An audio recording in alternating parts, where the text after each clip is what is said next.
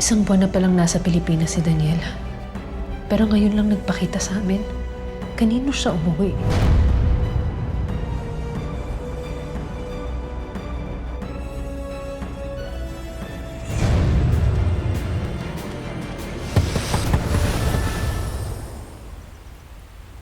Chalay. Chalay, di ka mo nga to. Ganda ba? Wow, ang taray. Bongga naman yan natin. Diba? Sana available sa anniversary namin ni Daniel.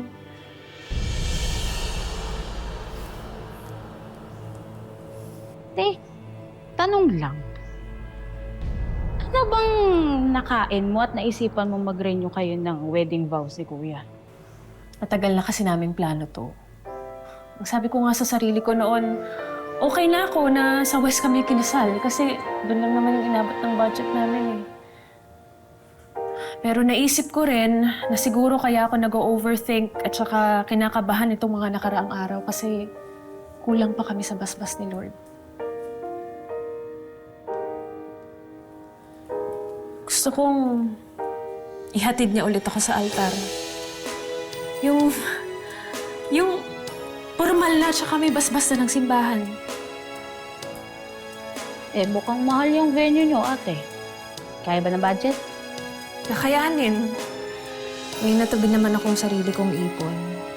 Tsaka gusto ko rin kasing maramdaman namin ulit ni Daniel yung na-feel namin nung una kaming kinasal. Siguro, kailangan ko lang na maramdaman ulit na mahal ako ng asawa ko para mawala yung pangamba na nararamdaman ko. Basta kung saan ka masaya, doon ako.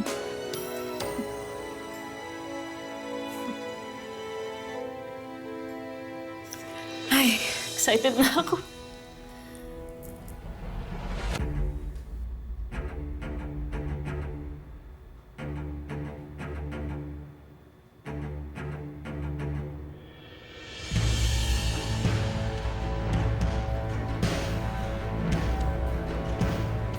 Daniel?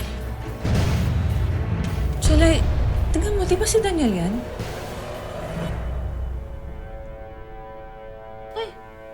Oo nga, kamukhang kamukha ni Kuya.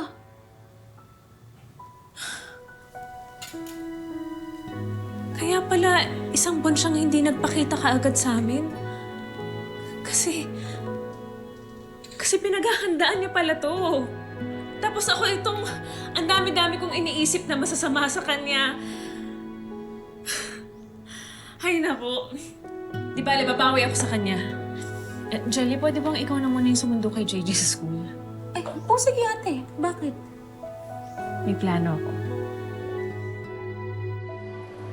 Hi, good afternoon, ma'am. How can I help you? Mag-settle lang sana ako ng remaining balance for a suit. Sure po. Ano pong pangalan? Daniel Estrella. Daniel Estrella? Yes. Ma'am, nasettle na po yung payment ng suit. Kakabayad lang po ng soon-to-be wife niya. Paano nangyari yun? Ako yung asawa niya.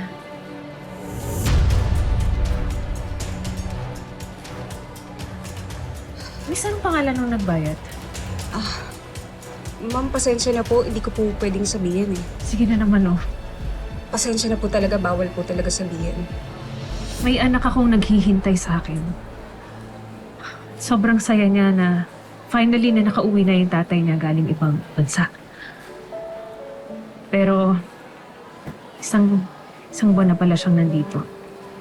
At ngayon lang namin nalaman. Hindi ako nandito para manggulo, ha? Nandito ako para sa anak ko. Kasi kung alam kong niloloko na ako ng asawa ko, kailangan kong malaman kung may pamilya pa kaming babalikan. Babae ka rin. At kung ikaw yung nasa posisyon ko, hindi ka rin matatahimik kung alam mong may tinatago sa'yo ang asawa mo, di ba?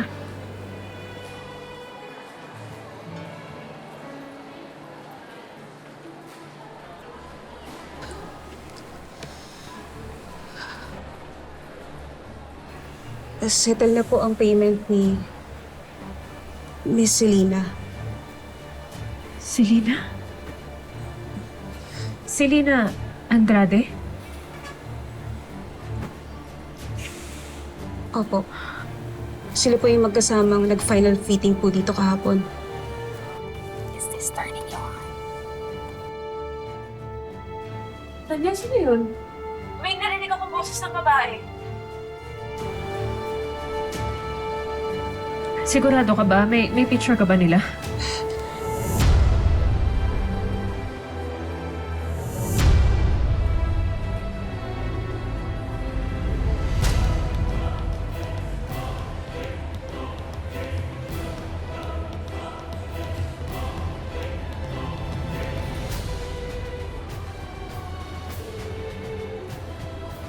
It looks expensive. Nice necklace. Bigay ng asawa ko. Oh, I see. It looks very familiar.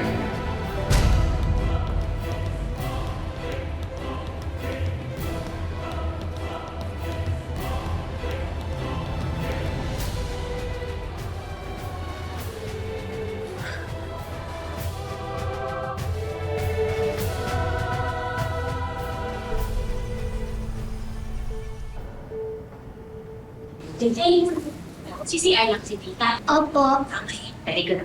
Wait lang ha.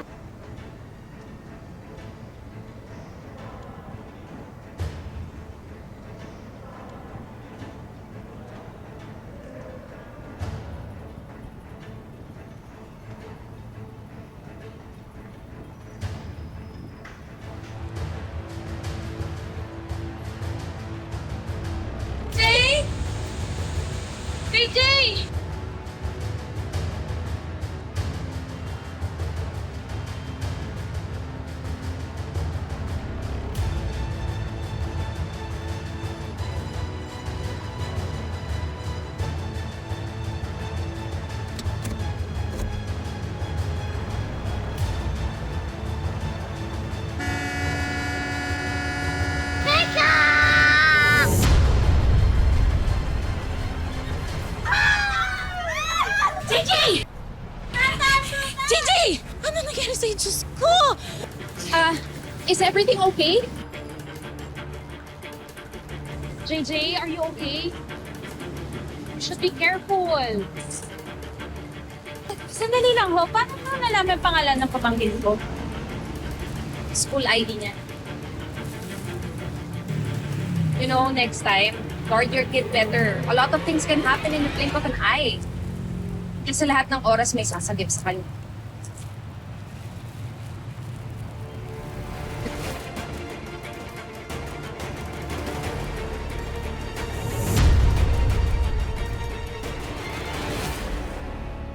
Akala ko ba, Daniel, ihaharap mo na ako sa altar? All this time, may iba ka na palang pinangakuan? Gaano katagal mo na ba akong pinagmumukhang tanga?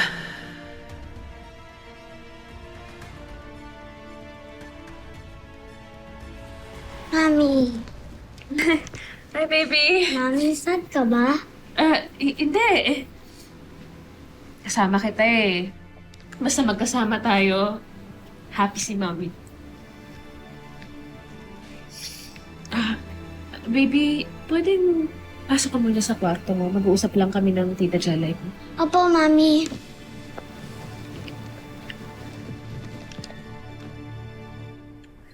Ate, anong nangyari?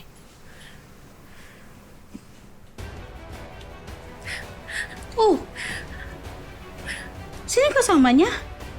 Akala ko, kaya isang buwan siyang hindi nagpakita dahil may sorpresa siya sa akin. Ibang babae na pala yung ihahatid sa altar. Yung walang yan, magpapakasal na sa iba. Ito yung babae kanina sa school. Ano ibig ko sabihin? Kanina kasi sa eskwelahan ni JJ, muntik masagasaan yung bata. Tapos, lumapit siya sa amin. At ang nakakatakot alam niya yung pangalan ni JJ bago pa man din kami makapagkakilala sa kanya. Paano niya nalaman yun? Ikakauwi lang ni Selena galing abroad. Hindi ko alam, Basta ang sabi niya, nakita niya daw sa ID. Which I doubt kasi naka-jacket yung bata kanina.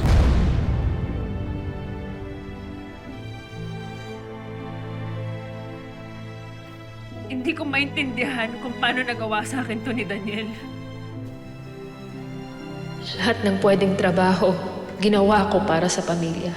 Kahit malungkot sa New Zealand, tiniis ko lahat. Pagod, pangungulila, nag-ipon ako ng husto.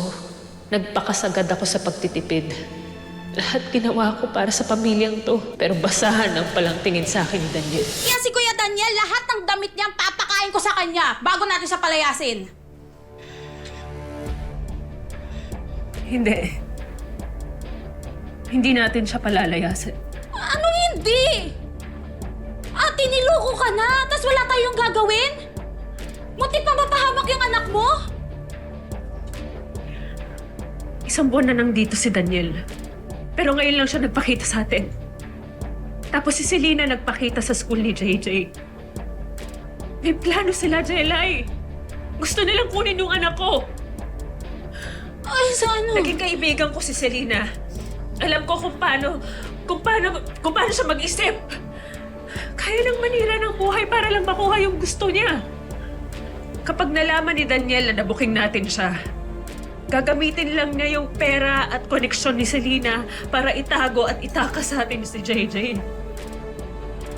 So ano ate, anong gagawin natin? Hayaan lang natin sila magpakasal?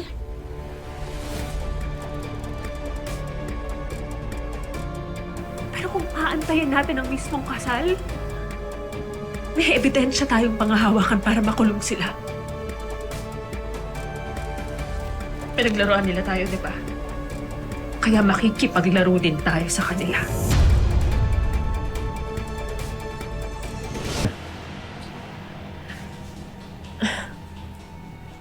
Kanina ka pa ba dyan?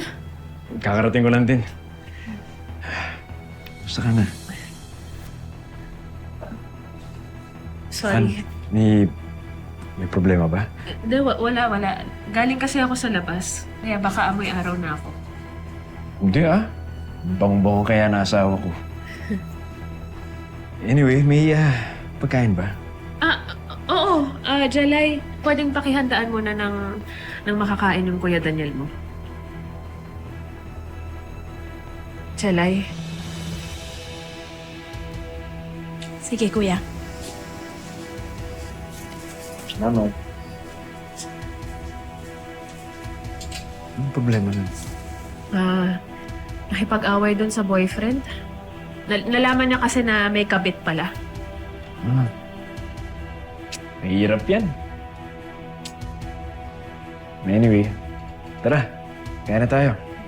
Han, tara. Talagang makapal na nga ang balat mo, Daniel. Huwag kang mag-alala. Hahayaan kitang magpakasaya sa panluloko mo. Dahil sa altar na mismo kita gigisingin sa katotohanan. Pagbabayaran niya ni Selena ang bawat luhang pinatak ko.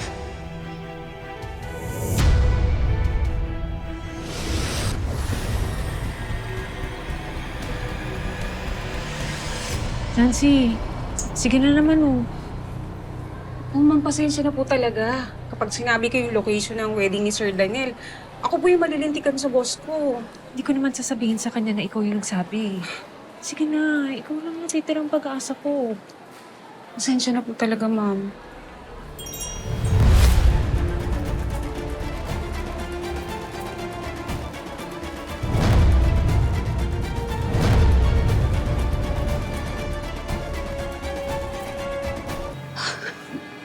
Ma'am, dito muna po kayo.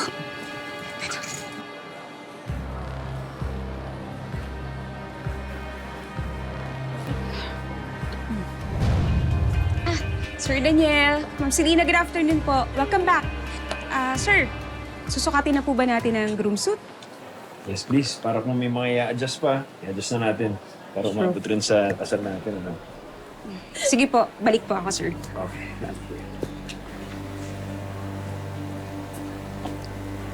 Sige na. Sigurado ba tayo sa ginagawa natin? Baka may makatulog din sa PSA ko. Illegal to ginagawa natin. Baka masyado natin minamadali eh. Don't worry. Who's gonna find out? Tsaka isang tawag ko lang dun sa contact ko sa loob. Burado na yung marriage certificate ninyo ni Grace. In the eyes of the law, you're single. Clean slate. Tsaka huwag mo na akong tatanungin kung sigurado ba ako, Daniel. Because when Liam left me, you picked me up. When I was about to end it all, you saved me. Kaya lahat-lahat gagawin ko para sa atin.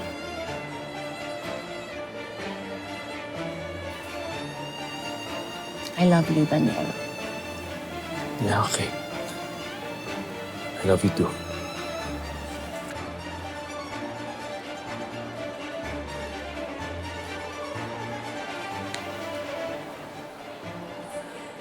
Paano naman kami ng anak mo, Daniel? Sino ang magliligtas sa amin sa impyernong iiwan mo?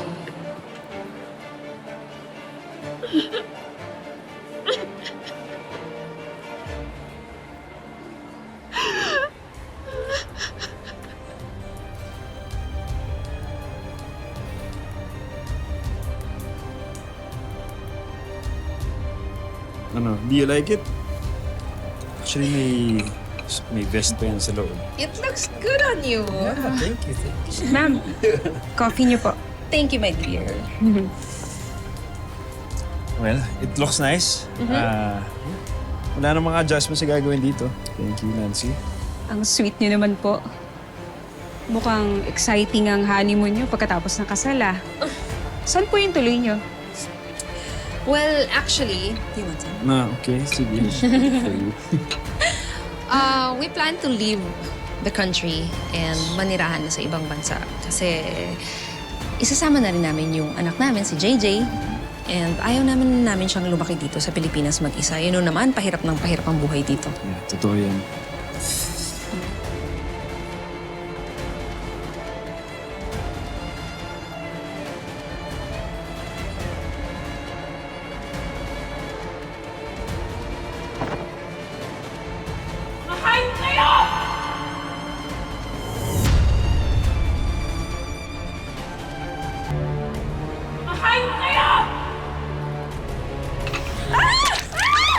Grace!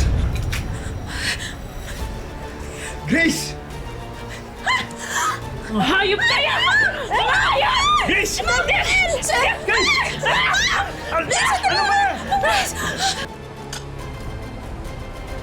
Papatayin ko yan!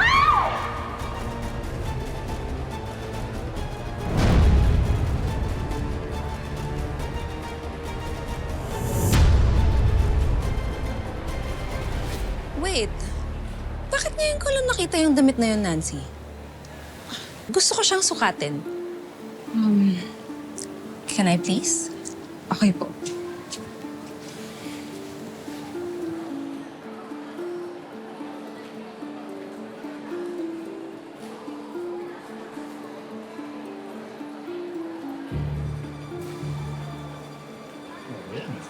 It looks nice. No? Yeah. I want to try it on. Ma'am, I want to try it on. huwag po ma'am. Bakit? Nice. No? Yeah. I want to try it on. Ma'am, I want to try it on. huwag po ma'am. Bakit? Kasi hindi bagay sa silhouette niyo, ma'am. Tsaka baka malas po sa kasal eh. Baka magtampo yung gown niyo pag tumingin po kayo sa ibang gown. So, kayo rin. You know what? You're right. Hindi ko na siya susukat. Okay lang. It's okay. Maganda naman yung Yeah. curtain mo.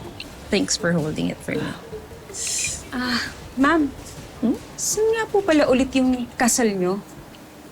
Nabanggit niyo po na parang somewhere in Subic. Yes. Sa rest house ng family ko. Casa Serenidad. Casa Serenidad. It's very private. Yeah. Kasi gusto namin ng intimate wedding and only the closest people are attending. Yeah. Anyway, I think we're done here. Thank you for the coffee. I am going to put this here. I think we're done here. We'll just come back for this one. Yeah, Thank this you is so okay much, na. Nancy. There. Balikan I ko got na it. lang, ha? Okay. Thank you very Let's go. much, Nancy. Thank you. Balik po kayo, ma'am. Yeah. Sir, ingat po. Okay, thank you. Nancy, salamat ah. Walang anuman, Ma'am Grace. Gusto ko lang po talaga makatulong. Pareho po kasi tayo ng sitwasyon noon. Nangaliwarin yung asawa ko, kaya naiintindihan kita. Pero mas malala yung sa'yo. Ang dami nilang inagaw. Pero sana, Ma'am Grace, hahanap mo yung peace. Yung hustisya na para sa'yo. Sana nga.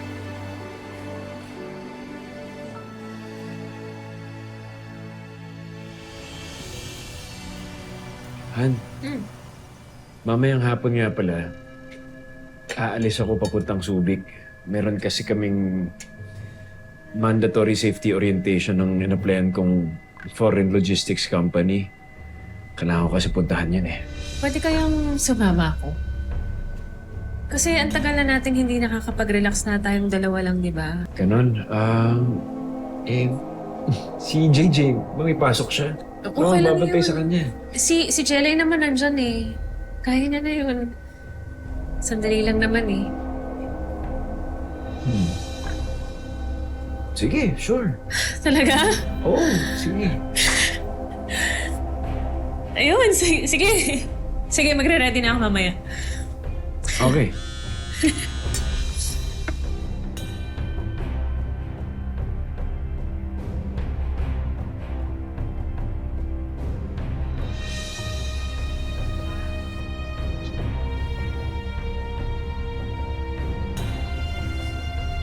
Parang medyo masama yung tiyan ko ngayon. Okay lang pupunta akong CR mo.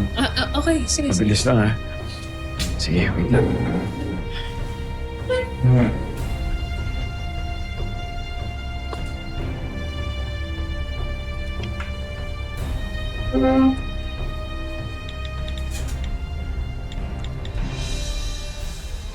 Hello, Jelay. Pumayag na si Daniel na sumama ako sa Subic. Pero tuloy pa rin tayo. Drop off mo lang muna si JJ kila Mama. Tapos sa Subic na tayo magkita. Okay. See you.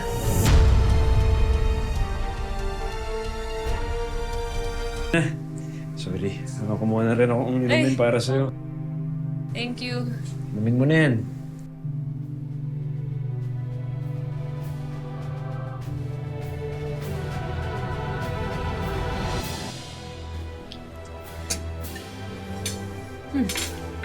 Oh, ba't ikaw hindi ka pa kumakain?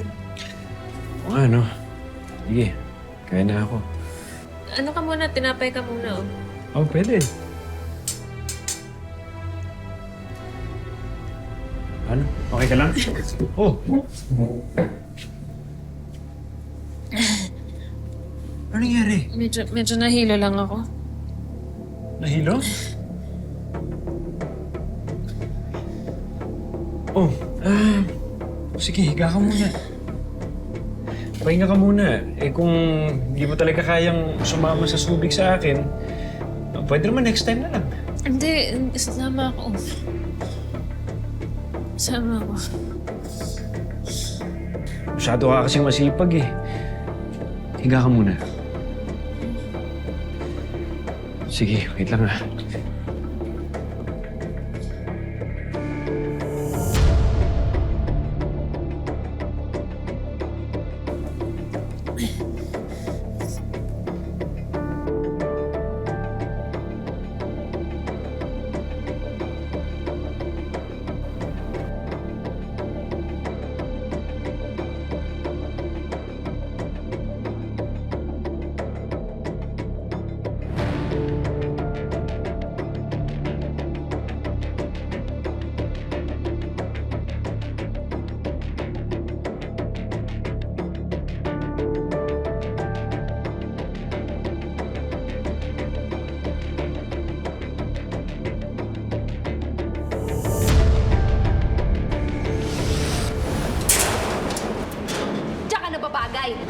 Nakakainis dahil ngayon, kasal pa rin sila ni Daniel. Alam mo ba yon? Ha?